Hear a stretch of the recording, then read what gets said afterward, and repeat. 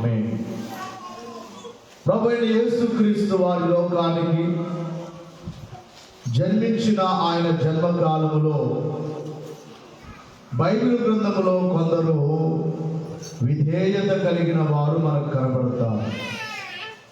ఆయన జన్మకాలములో విధేయత కలిగిన దేవుని పిల్లలు అవిధేయులు కాదు కానీ విధేయత కలిగిన వారు మనకు కనబడతారు. సృష్టిలో దేవునికి విధేయత చూపుట అనేది చాలా ముఖ్యము. తల్లిదండ్రులైన వారికి పిల్లలు విధేయులుగా ఉండాలి, అవిధేయులైన పిల్లలుగా ఉండకూడదు. బైబిల్ కూడా చెప్పే మాట, పిల్లలారా అన్ని విషయములలో మీ తల్లిదండ్రులకు విధేయులయుండుడి. అన్ని విషయాలలో ప్రతి ఒక్క పిల్లలు కూడా బిడ్డలు వారి తల్లిదండ్రులకు విధేయులుగా ఉండాలి అని వాక్యం మనకు తెలియజేస్తుంది. ఒకసారి 6వ అధ్యాయము ఎఫెసీ పత్రిక 1వ వచనములో, పిల్లలారా ప్రభునందు మీ తల్లిదండ్రులకు విధేయులయుండి, ఇది ధర్మమే చాలు. గమనించాలి, ఇక్కడ వ్రాయబడిన మాట, పిల్లలారా మీరు మీ తల్లిదండ్రులకు విధేయులయుండుడి. జాగ్రత్త, మా పిల్లల దగ్గర పెట్టుకోండి, కొంచెం డిస్టర్బ్ లేకుండా. పిల్లల్ని బయటకు వదలొద్దు, తిరగనివద్దు. కొద్దిసేపు విధేయత అనేది చాలా ముఖ్యమైనది. నీ బిడ్డలే నీకు విధేయతగా ఉండాలనుకుంటే, దేవుడు కూడా ఈ లోకములో ఆయన నమ్మిన మనము ఆయన పిల్లలమే. ఆయన బిడ్డలమైన మనము కూడా ఆయనకు విధేయులుగా ఉండాలి. యేసుక్రీస్తు వారు జన్మించిన కాలములో మొదటిగా విధేయత కలిగిన వారు ఎవరు అంటే దేవదూతలైన వారే విధేయత కలిగిన వారుగా. నిజమే, దేవదూతలు దేవునికి విధేయులే. దేవుడే పని చెప్పినా వారు కాదనకుండా ఆ పనిని ఫలానా కుమారుని దగ్గరికి వెళ్ళి ఈ వార్త చెప్పమంటే ఆ దూతలు మోసుకొని రావాలి. ఆ మాటను తీసుకొని వచ్చి వారు చెప్పవలసిన వారై ఉన్నారు. ఫలానా వారికి వెళ్ళి మీరు కాపలా ఉండండి, వారిని కాపాడండి అని చెబితే మీ పాదములకు రాయి తగలకుండా వారు మిమ్మల్ని తమ చేతుల మీద ఎత్తి పట్టుకొందున్నట్లుగా 91వ సంకీర్తనలో వ్రాయబడినట్లుగా వారు దేవుని పరిచర్య చేయాలి. దేవదూతలే సృష్టికి నరులందరికీ కావాలి బంటులైరి. దేవుని నిత్యము దీక్షతో కొలుతురు. దేవుని నిత్యము దీక్షతో కొలిసేవారు, దేవుడే పనైతే చెబుతారు ఆ పనిని వారు చేసేవారు. గమనించాలి, కనుక దూతలైన వారే దేవునికి విధేయులుగా ఉన్నట్లుగా బైబిల్ గ్రంథములో లూకా సువార్త 1వ అధ్యాయము 26వ వచనములో చూస్తే, లూకా సువార్త 1వ అధ్యాయం 26వ వచనములో, 6వ నెలలో గాబ్రియేలును దేవదూత గలిలయలోని నజరేతు అనే ఊరిలో దావీదు వంశస్థుడైన యోసేపు అను ఒక పురుషునికి ప్రదానము చేయబడిన మరియ యొద్దకు కన్యక యొద్దకు దేవుని చేత పంపబడిను. బాగా వినాలి. అనగా ప్రభు చెప్పారు గాబ్రియేలు దూతకు, ఇదిగో నీ వెళ్ళు, భూలోకములో మరియ అనే ఓ భక్తురాలు, ఓ కన్యక అంటే కలంకము లేనిది, కన్యక అంటే పాపము లేనిది, ఆ కన్యక యొద్దకు వెళ్ళు అని దేవుని చేత పంపబడింది. అంటే దేవుడు చెబితే గాబ్రియేలు దేవదూత వచ్చింది. అంటే గాబ్రియేలు దూతలో లేక దూతలందరిలో ఉన్నది ఏమిటంటే దేవుని మాటకు వారు విధేయత చూపించేవారు. సరే ప్రియులారా, దూత వచ్చి ఆ వార్త చెప్పగానే అందుకొనిన మరియా మొదటిగా ఆమె కొంచెం ఆ దూతకు ఎదురుగా చెప్పింది. ఏమనింది అంటే, నేను పురుషుని ఎరుగని దానినే, ఇది ఎలా జరుగుతుంది?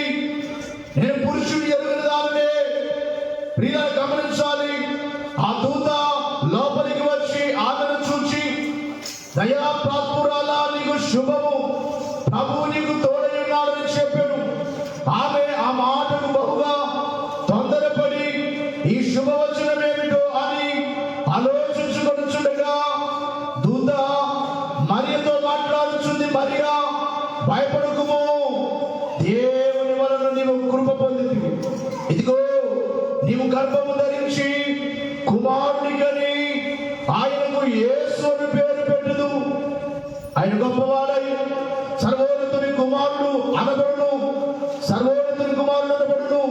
ప్రభైన దేవుడు ఆయన తండ్రి అయిన దావీదు సింహాసనమును ఆయనకిచ్చును. ఆయన యాకోబు వంశస్థులను యుగయుగములు ఏలును. ఆయన రాజ్యం అంతము లేనిదై యుండునని ఆమెతో చెప్పెను. ఇదంతా కూడా దూత చెప్పగానే మరియా మొదటిగా దేవుని మాటకు లేక దూత ద్వారా పంపబడిన ఆ మాటకు, దూతకు, దేవుని మాటకు ఆమె విధేయత చూపకుండా ఆమె అంటుంది, ప్రభు చెప్పింది వాస్తవమే. ఒకవేళ నేను గర్భం ధరిస్తే దేవుని మాటకు నేను కాదనలేనేమో గాని ఈ లోకములో ఒక స్త్రీ గర్భం ధరించాలంటే, అందుకనే ప్రియులారా ఆమెకు వివాహం అయ్యైనా ఉండాలి, లేకపోతే వివాహము కాకమునుపు ఆమె ఏదైనా తప్పు చేస్తుండాలి. ప్రియులారా, అయితే ఇక్కడ ఈ మరియా అలాంటిది కాదు. ఓ భక్తురాలు, ఓ ప్రార్థనాపరురాలు, దేవునితో గడిపేది, పేదరాలు, దేవుని యందు భయభక్తులు కలిగినది కనుక ప్రియులారా ఇవంటుంది ఏమని, నేను పురుషుని ఎరుగని దానినే. అక్కడ చదవండి ఒకసారి. అందుకు మరియా, నేను పురుషుని ఎరుగని దానినే, ఇది ఎలాగూ జరుగునని దూతతో అనగా. గమనించాలి, దూతతో మరియా చెప్పే మాట ఏమిటంటే, నేను పురుషుని ఎరుగను. ప్రధానమైంది వివాహానికి ముందుగా ఎంగేజ్మెంట్ ప్రధానమైంది, కానీ వారికి ఇద్దరికి ఏ విధమైన సంబంధము లేదు. యోసేపునకు మరియకు ఏ విధమైన సంబంధము లేదు. పురుషుని ఎరుగని దాననే. నాకెలా జరుగుతుంది ఇది? యేసుక్రీస్తు వారు కన్యకకు జన్మించారు.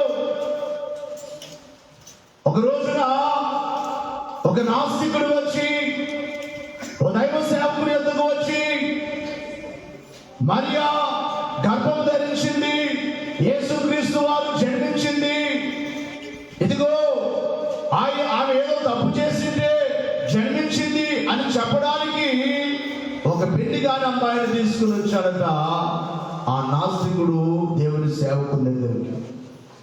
ఆ అమ్మాయి పక్కన ఒక బాబుని తీసుకొని వచ్చి దైవ సేవకుడితో, పాస్టర్ గారితో అతను అంటున్నాడు ఏమనంటే, ఇదిగో ఈ బాబు కూడా కన్యకకు పుట్టాడు, ఈ బాబు కూడా కన్యకకే పుట్టాడు అంటే అది ఎలాగవుతుంది అని పాస్టర్ గారు అంటే, ఆమె ఏమైనా తప్పు చేసిందేమో అని అంటే,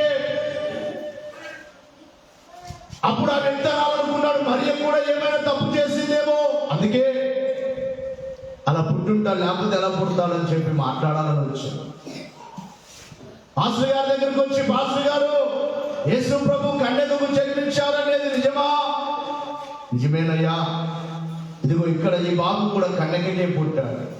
యేసు ప్రభు ఈ బాబు ఇద్దరు ఒక్కరే అన్నారట. దైవ సేవకులు ఏం చెప్పాలి?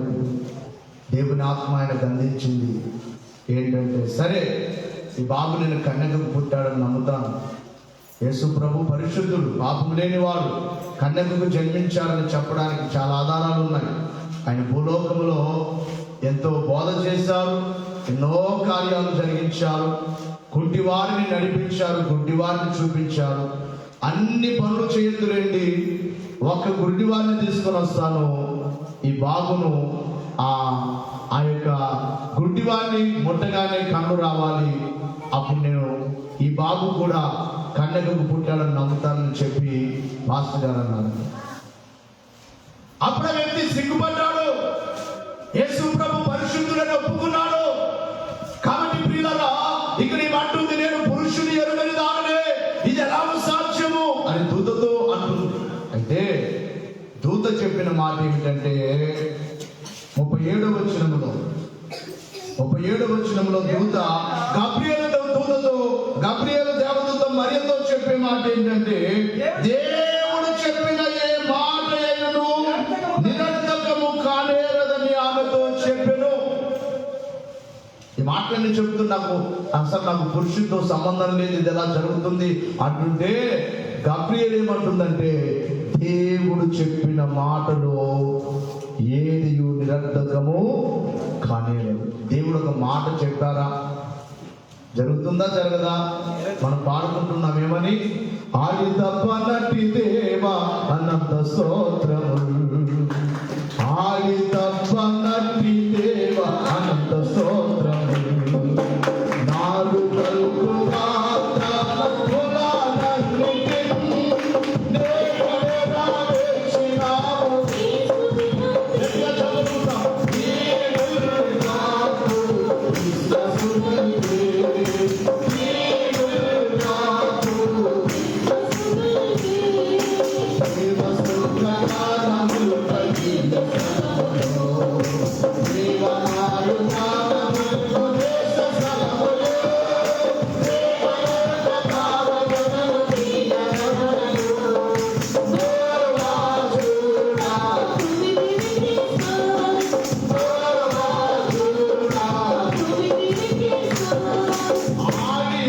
తప్పనట్టి దేవుడు అంట.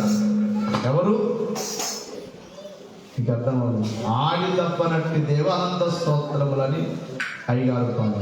ఆడి తప్పనట్టి దేవు అంటే మాట ఇచ్చి దేవుడు ఏం చేయడట, మాట తప్పడు. మనుషులైతే మాట ఇచ్చి మాట తప్పుతారు. మనుషులైతే వాగ్దానాలు చేసి ఆ వాగ్దానాన్ని మర్చిపోతారు, కానీ ఆయన మాట ఇచ్చి తప్పుడు. అందుకే ఈ దూత చెప్పే మాట, మరియా దేవుడు చెప్పిన ఏ మాట అయినను నిరర్థకము కాదు, జరుగుతుంది. అది ప్రభు చెప్పారు, నీకు చెప్పమని చెప్పారు, నేను వచ్చాను, నీకు చెప్తున్నాను, నీ పరిశుద్ధాత్మతో నింపబడతావు, దేవుని శక్తి నిన్ను కమ్ముకుంటుంది, సర్వోన్నతుని శక్తి నిన్ను కమ్ముకుంటుంది, నువ్వు గర్భం ధరిస్తావు. నీ మాటలన్నీ చెప్తుంటే చివరికి మరి అంటుంది, విధేయత చూపిస్తుంది. ఏం చేస్తుంది? తర్వాత వచనములో ఏమంటుంది? మరియా, అందుకు మరియా, బాగా వినాలి మాట, ఈ మాటలోనే విధేయత కనబడుతుంది. ఏమని? అందుకు మరియా, ఇదిగో ప్రభువు దాసురాలను, నీ మాట చెప్పున నాకు జరుగును గాక. పట్టండి, చెప్పండి. ఏమైపోయింది కూడా చెప్పాలి, ఏమైపోయింది? మరియా విధేయురాలైంది. అంతవరకు మొదటిగా కొన్ని సమాధానం చెప్పింది, కానీ తర్వాత అంటుంది దేవుని మాట వ్యర్థము కాదు, దేవుడు చెప్పారనగానే మరి అంటుంది, నేను ప్రభువు దాసురాలను, ప్రభుకు నేను దాసురాలను, ప్రభు మాటకు నేను వ్యతిరేకము చెప్పను, ప్రభు మాట ప్రకారంగా నాకు జరుగును గాక. మొదటిగా దూతలైన వారు వార్త తీసుకుని వెళ్ళమని చెబితే విధేయతతో పరలోకము నుండి భూలోకానికి వచ్చి వార్త అందించారు, దేవుని మాటకు విధేయత చూపించి. రెండవదిగా మరియా ప్రభు మాటకు లోబడి ఆమె విధేయురాలైనట్లుగా చూస్తున్నాం. ఇక మూడవదిగా చూసినట్లయితే యోసేపు కూడా విధేయుడే. యోసేపు అవిధేయుడు కాదు. యోసేపు అనుకున్నాడు మరియను రహస్యంగా వదిలిపెట్టాడు. వివాహము కాకముందే గర్భం ధరించింది కాబట్టి ఆయన నీతివంతుడే, మరియ కూడా నీతివంతురాలే. ఆయన అనుకున్నాడంటే ఆమెను అవమానపరచకూడదు. ఒక అమ్మాయిని అవమానపరిస్తే అది మంచిది కాదు, స్త్రీని అవమానపరచకూడదు, రహస్యంగా వదిలిపెడదాం అనుకున్నాడు, విడిచిపెట్టేద్దాం అనుకున్నాడు, తనలో తాను అనుకున్నాడు. వెంటనే మరలా దూత యోసేపు దగ్గరికి వచ్చినట్లుగా బైబిల్లో మనం చూస్తున్నాం. మత్తయి సువార్త 1వ అధ్యాయం 24వ వచనములో, మత్తయి సువార్త 1వ అధ్యాయము 24వ వచనములో మనం చూస్తే, యోసేపు నిద్ర మేలుకొని ప్రభువు దూత తనకు ఆజ్ఞాపించినట్లు ఆ ప్రకారం చేసి తన భార్యను చేర్చుకొని ఆమె కుమారుని కను వరకు ఆమెను ఎరుగకుండెను. ఎంతటి చక్కటి మాట చూడండి. ఆమె గర్భములో పరిశుద్ధుడున్నాడని ఆమెను చేర్చుకొని సేవ చేశాడు తప్ప ఆమెను ఏమాత్రము కూడా ఎరగకుండెను. బైబిల్ చాలా జాగ్రత్తగా గమనించాలి. యేసుక్రీస్తు వారు పరిశుద్ధుడని చెప్పడానికి అనేకమైన ఆధారాలు బైబిల్లో మనకు కనబడుతున్నాయి. అయితే యోసేపు విడిచిపెట్టాలనుకున్నాడు. దేవుని దూత వచ్చి చెప్పగానే పై వచనాల్లో చూస్తున్నాం కదా, నీతిమంతుడయ్యుండి ఆమెను అవమానపరచనలక రహస్యముగా ఆమెను విడనాడ ఉద్దేశించెను. అతని సంగతులను గూర్చి ఆలోచించుకొనుచుండగా ఇదిగో ప్రభుదూత స్వప్నమందు అతనికి ప్రత్యక్షమై, దావీదు కుమారుడైన యోసేపు, నీ భార్య అయిన మరియను చేర్చుకొనుటకు భయపడకుము. ఆమె గర్భము ధరించినది, పరిశుద్ధ ఆత్మ వలన కలిగినది. ఆమె యొక్క కుమారుని కనును. తన ప్రజలను వారి పాపముల నుండి ఆయన రక్షించును కనుక ఆయనకు యేసుని పేరు పెట్టుదురని. కన్యక గర్భవతి అయి కుమారుని కనును ఆయనకి ఇమ్మానుయేలు పేరు పెట్టుదురు అని ప్రభు ప్రవక్తల ద్వారా ఈ మాటలన్నీ చెప్పిన తర్వాత 24వ వచనములో ప్రభు దూత తనకు ఆజ్ఞాపించిన ప్రకారం దేవుని మాటకు ఆజ్ఞకు విధేయత చూపిన వాడై మరియను చేర్చుకొని ఆమె కుమారుని కను వరకు ఎరుగకుండెను. చెప్పండి, మొదటిగా దూతలు దేవునికి విధేయులు. రెండవది మరియా దేవునికి విధేయురాలు. మూడవది యోసేపు దేవునికి విధేయుడు. అయితే ఈ లోకానికి వచ్చిన యేసుక్రీస్తు వారు కూడా విధేయుడుగానే వచ్చారు, తండ్రికి విధేయుడుగా. అందుకే ఫిలిప్పీ పత్రిక 2వ అధ్యాయములో 6వ వచనము నుండి, ఫిలిప్పీ పత్రిక 2వ అధ్యాయం 6వ వచనము నుండి చూస్తే, ఆయన దేవుని స్వరూపము కలిగిన వాడైంది, దేవునితో సమానముగా ఉండుట విడిచిపెట్టకూడని భాగ్యమని ఎంచుకొనలేదు గాని మనుషుల పోలికగా పుట్టి దాసుని స్వరూపమును ధరించుకొని తను తానే రిక్తునిగా చేసుకొని. ఆయన ఎవరట? దేవునితో సమానం, అంటే తండ్రితో సమానం. ఇక్కడ త్రిత్వమును గురించి చెప్పవలసి వస్తుంది. తండ్రి సమానమే, కుమారుడు సమానమే, పరిశుద్ధాత్మ సమానమే. పరలోకములో ఆదిలో వారు త్రిత్వమై ఉన్నారు అని చెప్పడానికి ఇక్కడ ఆయన దేవునితో సమానముగా ఉన్నవాడు. కొంతమంది త్రిత్వమును నమ్మరు. కొంతమంది యేసు ప్రభువారు వేరు, తండ్రి వేరు. బైబిల్ మనకు ఆధారాలు చాలా కనబడతాయి.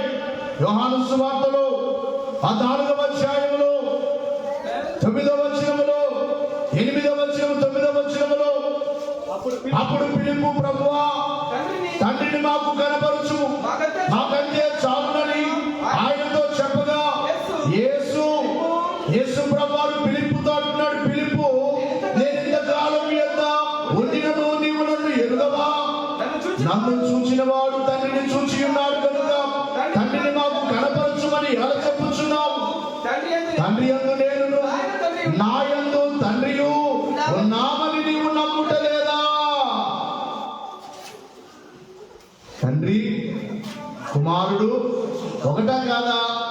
పరిశుద్ధాత్మ కూడా ఒకటి, ఆత్మ మూడు ఒకటి. దీనికి మనమేవో కాదా? చెప్పాను కదా ఇంతమంది కూడా చాలాసార్లు. మనం ఎన్ని భాగాలు చెప్పండి? బైబిల్ కూడా చెప్తుంది కదా, తెస్సలోనికి రాసిన పత్రికలో వ్రాయబడిన మాట, మనలో ఆత్మ ఉంది, శరీరం ఇక్కడ ఉంది, ప్రాణం ఉంది, జీవము, ఆత్మ, జీవము, శరీరము, లేక శరీరము, జీవము, ఆత్మ, ఈ మూడు కలిపితేనే మనము. కాబట్టి ఇక్కడ ఆయన దేవునితో సమానముగా ఉండుట, విడిచిపెట్టని కూడని భాగ్యం అని ఎంచుకొనలేదు. తండ్రి అంటున్నాడు, నువ్వు భూలోకానికి వెళ్ళిపోవాలి, నా బిడ్డల్ని రక్షించడానికి, వారి కోసం రక్తము కార్చడానికి, వాటిని నా రాజ్యములకు వారసులు చేయడానికి, మోక్షానికి మార్గముగా నీవు వెళ్ళాలి, పాపములకు పరిహారముగా నీవు వెళ్ళాలి. ధరణికి ఒక మారు దర్శనమిచ్చుట, ధరణికి ఒక మారు దర్శనమిచ్చుట, విమల నరావతారము వలననే పాపాలు శిక్షలు భరించి ఆర్పుట, విమల నరావతారము వలననే మృతుడై సజీవుడై మృతిని జయించుట, విమల నరావతారము వలననే పాపాలు శిక్షలు భరించడానికి భూలోకానికి వెళ్ళమంటే విధేయత చూపిన వాడు. ఇక్కడ ముందుకు చదవండి. దేవునితో కూడా విడిచిపెట్టకూడని భాగ్యం ఎంచుకోనలేదు, కానీ మనుషుల పోలికగా పుట్టి దాసుని స్వరూపమును ధరించి, చదవండి అక్కడ ఫిలిప్పీ పత్రిక 2వ అధ్యాయం అక్కడి నుంచి చదవండి. ఆయన దేవునితో సమానముగా ఉన్నవాడు, తండ్రితో సమానముగా ఉన్నవాడైనప్పటికీ కుమారుడిగా ఈ లోకానికి వచ్చాడు. మనుషుల పోలికగా పుట్టి దాసుని స్వరూపమును ధరించుకొని తను తానే రిక్తునిగా చేసుకొని, మరియు ఆయన ఆకారమందు మనుషుడుగా కనబడి మరణము పొందినంతగా, అనగా శిలువ మరణము పొందినంతగా విధేయత చూపిన వాడై తన్ను తాను తగ్గించుకొని ప్రభువైన యేసుక్రీస్తు వారు కూడా విధేయత కలిగిన కుమారునిగా ఈ లోకానికి వచ్చారు. తండ్రి యొక్క చిత్తము నెరవేర్చడానికి తండ్రి పంపించిన ఆ మాట కలిగే, నేను నా తండ్రి పనుల మీద వచ్చాను, నేను నా తండ్రి చిత్తము నెరవేర్చడానికి వచ్చాను, ఇదిగో నా తండ్రి నన్ను ఈ లోకానికి పంపించాడని పలుమార్లు ప్రభు చెప్పినట్లుగా, నాకు చదివినట్లుగా, నేను తండ్రి ఒకటే, నన్ను చూచిన వాడు తండ్రిని చూచినట్లే అని చెప్పిన ప్రభువే తండ్రి యొక్క చిత్తము నెరవేర్చడానికి ఎంతగా చూస్తున్నాం. మొదటిగా యేసు ప్రభువాన్ని పట్టుకోవడానికి వచ్చినప్పుడు సైనికులు వెనక్కి తగ్గి పడిపోయినట్లుగా యోహాను సువార్తలో చూస్తున్నాం. ఆయన ఒకవేళ తగ్గించుకొని రాకపోతే, ఆయనలో విధేయత లేకపోతే, ఆయన కొట్టేవారిని ఆయన ఏమైనా చేయవచ్చు. ఆయనకు బలము లేదని కాదు, ఆయన బలహీనుడని కాదు, ఆయన బలవంతుడు, సర్వాధికారి అయిన ఆయన బలవంతుడైన దేవుడని ఆయన జన్మకు ముందే యెషయా ప్రవక్త ద్వారా వ్రాయబడినట్లుగా ఆశ్చర్యకరుడు, ఆలోచనకర్త, బలవంతుడైన దేవుడు, బలము కలిగిన వాడు, గాలిని సముద్రము నాపిన వాడు, తను చంపుచున్న వారిని ఆపలేడా? అయితే ప్రియులారా, విధేయత.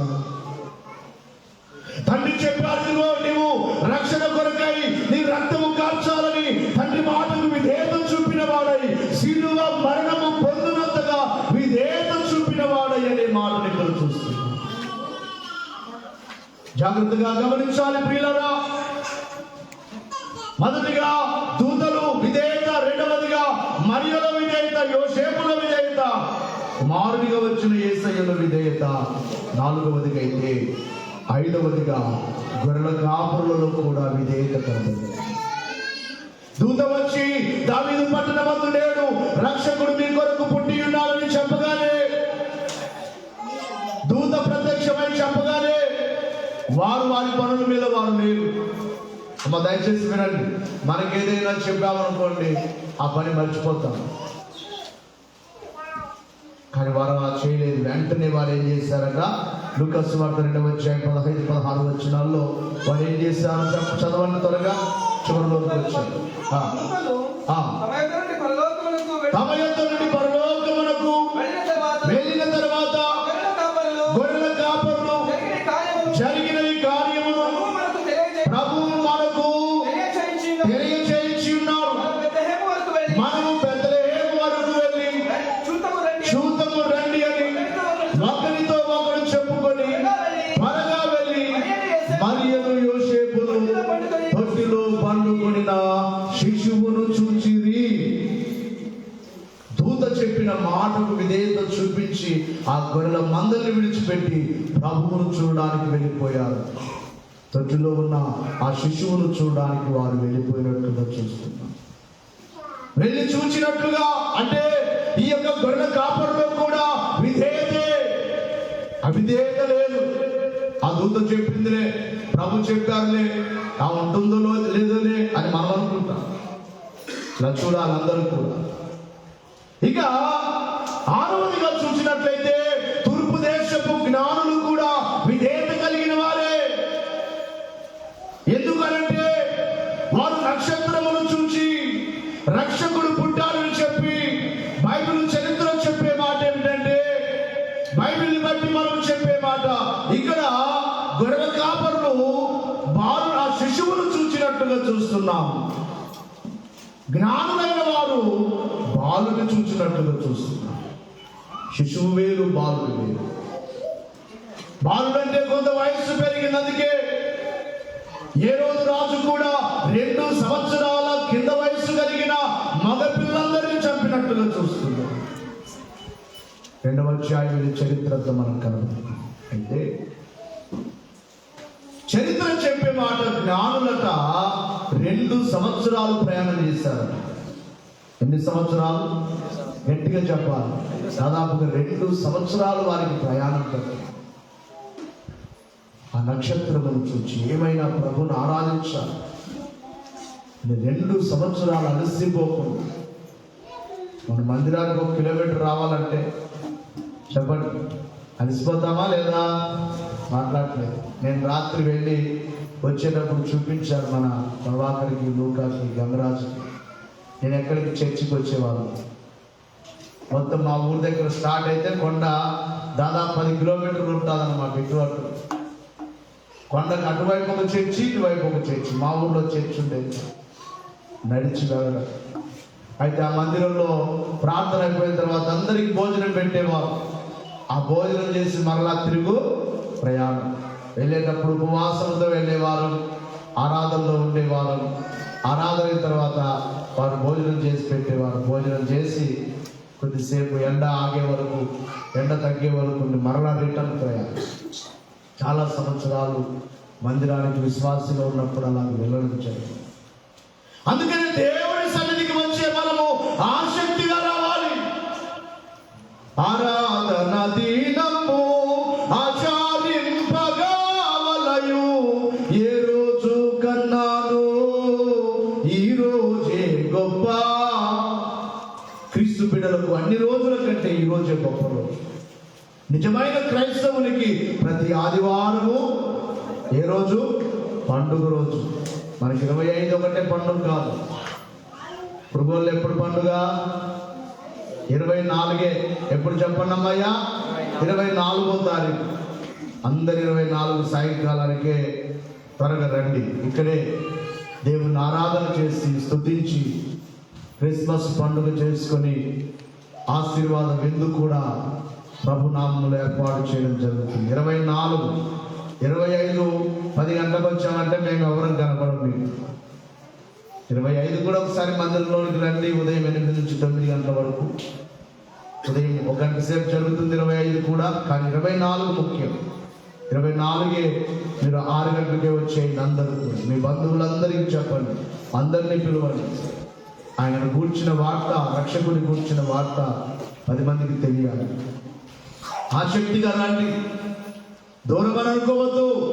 ఇప్పుడేమో అన్ని వాహనాలు ఉన్నాయి, అప్పట్లో ఏమి లేవు. నడిచి వెళ్ళాలి. ఒక రోజున హైవేలో సైకిల్ ఇలాగున క్రిస్మస్ కాలంలో మందిరానికి వెళ్తూ హైవేలో సైకిల్ మీద పడిపోవడం జరిగింది, కింద పడ్డారు. ఇలాంటివి చాలా. కాబట్టి దేవుని సన్నిధికి ఆసక్తి కదా. ఎందుకంటే ఇక్కడ మనము జ్ఞానులు చూస్తున్నాం. ఎన్ని సంవత్సరాల ప్రయాణము? 2 సంవత్సరాల ప్రయాణం. అలసిపోలేదు. బంగారము సామ్రాణి మూలమును కానుకలుగా తీసుకుని వచ్చి అర్పించారు. వారు ప్రభువునకు విధేయత చూపిన వారై నక్షత్రమును చూచి వారు ప్రయాణం చేసినట్లుగా బైబిల్లో మనం చూస్తున్నాం. మత్తయి సువార్త 2వ అధ్యాయం 2వ వచనం. ఇక లాస్ట్గా వృద్ధ భక్తుడైన సుమయేలులో విధేయత కనబడుతుంది. పరిశుద్ధ గ్రంథములో నుండి లూకా సువార్త 2వ అధ్యాయము చివరిగా 2వ అధ్యాయము 25వ వచనాన్ని చదువుకుందాం. యెరూషలేమునందు సుమయేలు అని ఒక మనుషుడుండెను.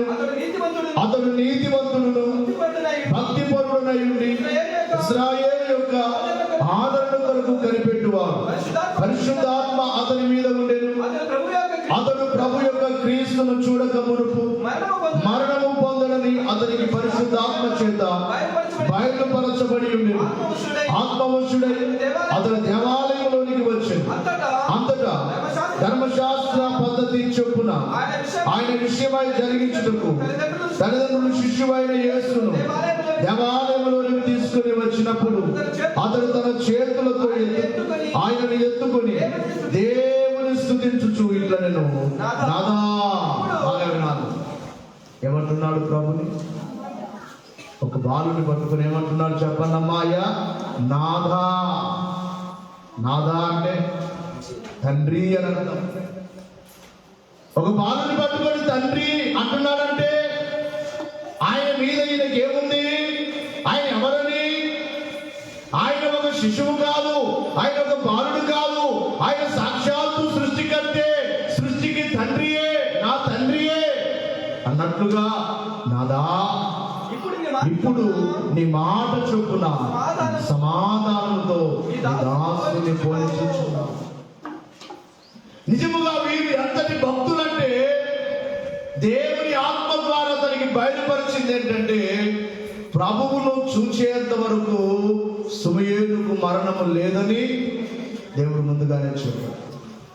ఎప్పుడైతే ఎత్తుకున్నాడు అంటున్నాడు, నాదా నువ్వు మొదటిగా మాట ఇచ్చావు, నా చేతుల్లోనికి వస్తావని, నేను చూస్తానని. ఇప్పుడు నిన్ను చూస్తున్నాను, కనులార నిన్ను చూస్తున్నాను. ఇప్పుడు నీ దాసుని సమాధానముతో ఎవరిని? నీ దాసుని అని ఎవరితో అంటున్నాడు చెప్పండి? ఆ చిన్ని బాలుడైనా, 8 దినాల బాలుడైనా ఆ చిన్ని శిశువుతో ఏమంటున్నాడు? నాదా అంటే నమ్మడతాయా చిన్నపిల్లలుగా మాట్లాడి? ఇక్కడ చూస్తుంటే ఈ సుమయేలులో కనబడేది ఏమిటంటే విధేయత. ఈ లోకమునకు వచ్చిన రక్షకుని మీద అతనికి ఉన్న విధేయత. అక్కడ మరొక స్త్రీ కనబడుతుంది, ఆమె కూడా విధేయురాలి 36వ వచనములో. మరియు అషేరు గోత్రికురాలును పనూయేలు కుమార్తెయుడైన అన్నా అను ఒక ప్రవక్త్రియుండెను. ఆమె కన్యత్వము మొదలు 7 ఏళ్ళు పెనిమిడితో సంసారం చేసి బహుకాలము గడిచినదై 84 సంవత్సరములు విధవరాలయుండి దేవాలయము విడువక ఉపవాస ప్రార్థనలతో రేయింబగులు సేవ చేయుచుండెను. ఆమె కూడా ఆ గడియలోనే లోపలికి వచ్చి దేవుని కొనియాడి యెరూషలేములో విమోచన కొరకు కనిపెట్టుచున్న వారందరిలో ఆయన గురించి మాట్లాడుచుంది. ఈమె విధేయురాలే. భర్తను కోల్పోయి ఎన్ని సంవత్సరాలు విధవరాలుగా ఉందట? గట్టిగా చెప్పాలి. ఒకసారి అందరు లేచి నిలబడండి. భర్తతో 7 సంవత్సరాలు, వివాహమైన తర్వాత 7 సంవత్సరాలే ఆమె జీవితం. నాకు అనిపిస్తుంది ఒకవేళ 20 ఏళ్ళ వయసులో ఆమెకు పెళ్ళై ఉంటే, వివాహమై ఉంటే, 7 ఏళ్ళు భర్తతో 27 ఏళ్ళు అయితే 84 ఏళ్ళు మందిరములో అంటే దాదాపుగా 110 సంవత్సరాల వయసు ఆమె. 84 ఏళ్ళు ఎక్కడుందట? భర్త లేకపోయినా దేవుని మందిరములో ఉండి పలుమార్లు ఉపవాస ప్రార్థనలు చేస్తూ, నా భర్త లేకపోయినా నా ప్రభు రక్షకుడు వస్తాడు, ఈ లోకానికి వస్తానన్నాడు. సమయాన్ని ఎదురు చూస్తున్నట్టుగా ఈమె కూడా విధేయురాలై ప్రభుని ఎదురు చూస్తూ ఉంది, ప్రభు యొక్క మొదటి రాకడ కొరకు. ఇక్కడ కూర్చున్న నీవు నేను, క్రిస్మస్ పండుగ ఆచరించే నీవు నేను ప్రభువుకు విధేయుడుగా ఉన్నామా? ప్రభు మాటకు నీ విధేయుడుగా ఉన్నావా? విధేయురాలుగా ఉన్నావా? ఎన్ని మాటలు దేవుడు తన వాక్యము ద్వారా మనతో మాట్లాడుచున్నాడు. ఇవి ఎలా ఉండాలో ఉండకూడదు అవన్నీ దేవుడు చెప్తున్నాడు. దేవుని మాటకు మనం విధేయత చూపించకపోతే మన భవిష్యత్తు లేదు, మన జీవితం లేదు. ప్రభు నన్ను సేవకు రమ్మన్నప్పుడు నేను ఆయన మాటకు విధేయత చూపించాను కాబట్టి ఈ రోజున నేను ఇలా కూడా మీ ముందు ఉన్నాను. ప్రభు మాటకు నేను విధేయత చూపించకపోతే నా జీవితం ఏమైపోయేదో. 2001వ సంవత్సరంలోనే చనిపోవలసిన నేను, మరణంలో ఉన్న నన్ను ప్రభు బాగు చేసిన తర్వాత, ఆయన దర్శనము ఇచ్చి బాగు చేసిన తర్వాత, ఆయన జీవమిచ్చిన తర్వాత, ఆయన నన్ను పిలిచినప్పుడు సమస్తాన్ని వదలి, నా కుటుంబమును వదలి, నా తల్లిదండ్రుల్ని వదలి, మా నాన్నతో చెప్పాను, నేను సేవకు వెళ్తున్నాను, ఇక నేను చనిపోయాను, నా గురించి నీవు ఆశ పెట్టుకోవద్దు. ప్రభు మాటకు మనం విధేయత చూపించకపోతే వారు ఏ విధముగా విధేయులై మొదటి రాకడ కొరకు సమయను, అలాగే హన్నా ప్రవక్త్రి ఏ విధముగా ఎదురు చూసిందో, నీవు నేను మనము రెండవ రాకడలో రాబోచున్న ప్రభువు కొరకు విధేయులమై ప్రభు వచ్చేంత వరకు విధేయత, రక్షకుడు భూమి మీదకి వచ్చేంత వరకు విధేయత కలిగిన సమయను వలె, విధేయత కలిగిన హన్నా ప్రవక్త్రి వలె ప్రభు వచ్చే వరకు, ప్రభు రాబోచున్నా మొదటి రాకడ పండుగ ఎందుకు చేయాలి? కొంతమంది పండుగ చేయరు, ఈ పండుగల గురించి ఎగతాళి చేస్తారైతే దైవజనుడు పద్యములో పాడుచు అంటారు, నీదు మొదటి యాగమనము నేతలంపా, నీదు మొదటి యాగమనము నేతలంపా, ఎప్పుడు రెండవ రాకడలో ఎత్తబడుదు. మొదటి రాకడ పండుగ ఎందుకు చేయాలంటే నేడు రేపు ప్రభు మరలా రాబోచున్నా, నేడు రేపు ప్రభు రాబోచున్నారు. ఆయన రాకడ దగ్గరలో ఉంది, సమీపముగా ఉంది. ఆయన రాకడ గుర్తులన్నీ నెరవేరిపోయాయి. ఆయన రాకడలో ఎవరు ఎత్తబడతారంటే విధేయులైన వారే. బైబిల్ చెప్పే కొన్ని చాలా రెఫరెన్స్లు కనబడతాయి, కానీ ఒక రెండు మాటలు చెప్తాను. ఒకవేళ విధేయత లేకపోతే అవిధేయుల మీదకి ఉగ్రత వస్తుందట, అది బైబిలే చెప్తుంది. మనం రెండు మాటలు ఒకటి చదవండి, ఎక్కువ చదవడానికి సమయం లేదు. కొలస్సీ పత్రిక 3వ అధ్యాయం 6వ వచనం, ఎఫెసీ పత్రిక 5వ అధ్యాయం 5వ వచనములో ఎవరైతే అవిధేయులుగా ఉంటారో, వినాలి, దేవుని మాటలు వింటూ ఆ మాటను త్రోసివేసి మరలా పాపము, మరలా లోకము, మరలా లోకాశలు, ఇక్కడ వినడం విడిచిపెట్టడం, అవిధేయులు, దేవుని మాటలకు అవిధేయులు, దేవుని వాక్యానికి అవిధేయులు, దేవుని మాటలు వింటూ చదువుతూ ఆ మాటల్లో అవిధేయులుగా ఉన్నవారు మీదికి ఏమొస్తుందో ఈ రెండు వచనాలు. ఆ పై వచనం కూడా చదవండి, 5, 6. కావున భూమి మీద ఉన్న మీ అవయవములను, అనగా జారత్వము, అపవిత్రత, కామకత్వము, కామాతురతను, దురాశను, విగ్రహారాధన అయిన ధనాపేక్షను చంపివేయుడి. వాటి వలన దేవుని ఉగ్రత అవిధేయులైన పిల్లల మీదికి వచ్చును. ఎవరి మీదకి వచ్చును? అవిధేయులైన వారికి. ఒకసారి ఆలోచన చేసుకుని, నువ్వు దేవునికి విధేయుడిగా ఉన్నావా? అమ్మా, అయ్యా, నువ్వు దేవునికి విధేయురాలుగా ఉన్నావా? లేకపోతే అవిధేయురాలుగా ఉన్నావా? అవిధేయుడిగా ఉన్నావా? అవిధేయుల మీదకి ఏమొస్తుందంటే దేవుని ఉగ్రత వచ్చును. ఇది నేను చెప్పే మాట కాదు. ఎవరి మీదికి? గట్టిగా చెప్పాలి. చాలా మందిలో అవిధేయత కనబడుతుంది. దేవుడు చెప్పిన పని చేయదు, దేవుని మాటకు విధేయత చూపించాలి. ఇక్కడ రాయబడింది కదా, అపవిత్రంగా ఉండొద్దని దేవుడు చెప్తున్నారు, జాగ్రత్తలు చేయొద్దని దేవుడు చెప్తున్నారు తన వాక్యం ద్వారా. విగ్రహారాధన చేయొద్దని దేవుడు చెప్తున్నారు తన వాక్యం ద్వారా. అలాగనే ధనాపేక్ష లేని వారే ఉండండి. దేవుని పిల్లలకు డబ్బు మీద ఆశ ఉండదు, డబ్బు మీద ఆశ ఉండదు. ఎవరైనా నన్ను అడిగితే నేను చెప్తాను నాకు ఆశ లేదు.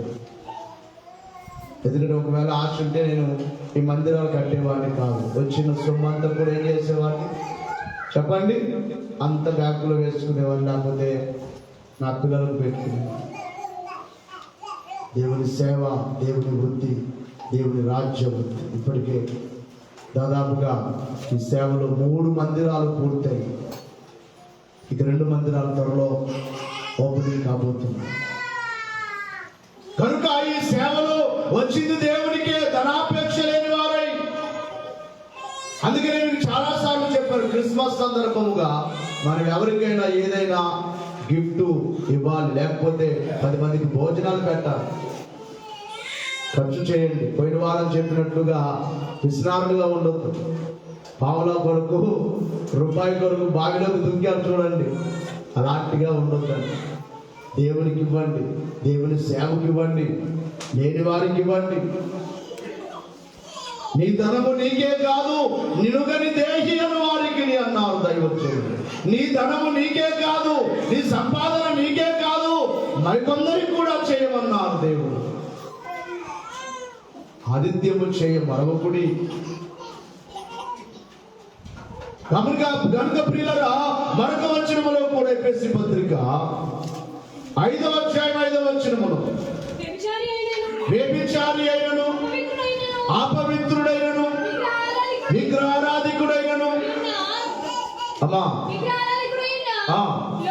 లోబి అయినను, క్రీస్తు యొక్కయు దేవుని యొక్కయు రాజ్యమునకు హక్కుదారులు కాడను సంగతి మీకు నిశ్చయముగా తెలియను.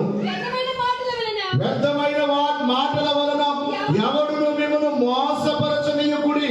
ఇంటి క్రియల వలన దేవుని ఉగ్రత అవిధేయులైన వారి మీదికి వచ్చును కనుక మీరు అట్టి వారితో పాలివారై ఉండకుడి. కొంతమంది వ్యర్థమైన మాటలు వినాలైనా, వ్యర్థమైన మాటలు, పనికిరాని మాటలు. దేవుని పిల్లలు మాట్లాడుకుంటే పనికొచ్చే మాటలు మాట్లాడుకోవాలి, దేవుని విషయాలు మాట్లాడుకోవాలి, ఆత్మకు బలము కలిగించే మాటలు మాట్లాడుకోవాలి. కానీ వ్యర్థమైన మాటల వలన ఎవడును మిమ్మల్ని మోసపరచలేవు.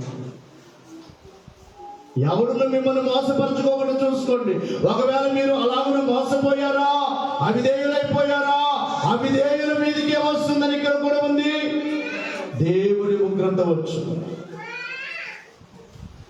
మనం ఏం చేయాలట? పై వచనాల్లో ఉంటుంది. 4వ వచనంలో, కృతజ్ఞత వచనమే మీరు ఉచ్చరింపవలెను గాని మీరు భూతులైనను, పోకిరి మాటలైనను, సరసక్తులైనను ఉచ్చరింపకూడదు, ఇవి మీకు తగవు.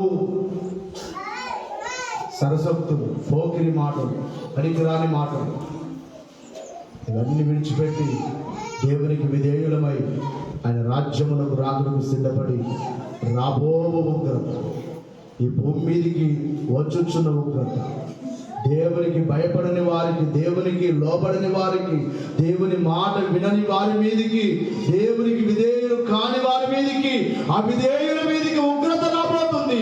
ఆ విధేయుల గుంపులో మనం లేకుండా విధేయులమై మరియవలే, యోసేపు వలే, గొర్రెల కాపరుల వలే, జ్ఞానుల వలే, ఇదిగో సుమయోను వృద్ధ భక్తుని వలే, హన్నా ప్రవక్త్రి వలే, దేవదూతల వలె విధేయత కలిగి ఆయన రాజ్యమునకు రాకడకు సిద్ధపడదాం. అట్టి వాక్యము దేవుడు మనకెవరకు అనుగ్రహించును గాక.